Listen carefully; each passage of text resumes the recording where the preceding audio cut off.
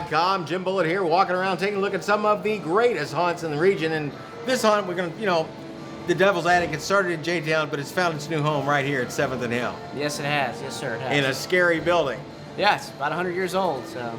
So this used to be a printing, you're saying it used to be a printing bar place out here, right? Right. It was built in 1914. A gentleman, Mr. Jobson, built it. It was called Jobson Printing, and then unfortunately, he had his demise was from TB in 1925. So Waverly Hills was where he ended up landing. So.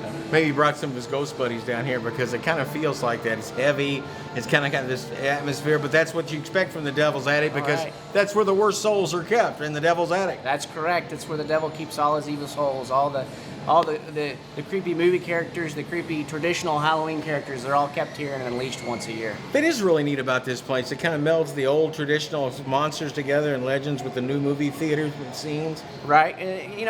And we try to keep away from the mainstream guys, the Jasons and the Fridays. I think the most mainstream we have is Hellraiser, but we also go all the way back to Vincent Price and do Pit and the Pendulum. So we kind of do a little bit of mix there, along with Frankenstein and some vampires. And of course, the big draw here, and it's as is every year, the reason you are so successful, it seems like you've been here. I know you've only been here, it's your 6th year at this location. It seems like you've been here for 10 or 20 is because of your acting talent. Those guys are really incredible. We put a lot of time in our acting. We do a long spur of what we call boo school to try to get them trained up to not only deliver really good lines, but also interact with our guests that come through in impromptu fashion to make them feel they're part of the scene, just like they're on a stage or in a movie set.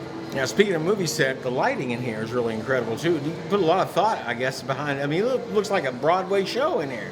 Well, we do spend a lot of time on lighting. We use some of the newest techniques in the industry with using LED lights. So we use those to highlight props to create misdirection, and also to highlight our actors when they're in their what you call box of acting within the scene. So. Well, I mean, you've got great lighting. It showcases that great makeup effect too. Right. How long do these guys stay in? I'm watching these guys out front.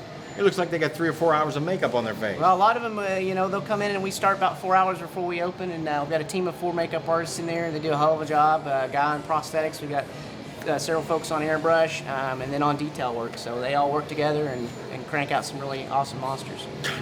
Broadway caliber, like actor, creative makeup effects, great actors, great theater lighting. Even the music here, you've got music that's been adapted from old themes into new themes. That's correct. Yeah, we actually have a gentleman who does all of our music for us, and each individual scene has its own set of music that he composes. Incredible. The Devil's Attic right out here at 7th and Hill. This is their new home. Just follow the screams. You'll get here. But give them all the particulars. Give them your website, too, to let them know all the information. Sure. You go to thedevilsattic.com. You can see us on Facebook, Twitter, all social media. And we're open all weekends in September and October.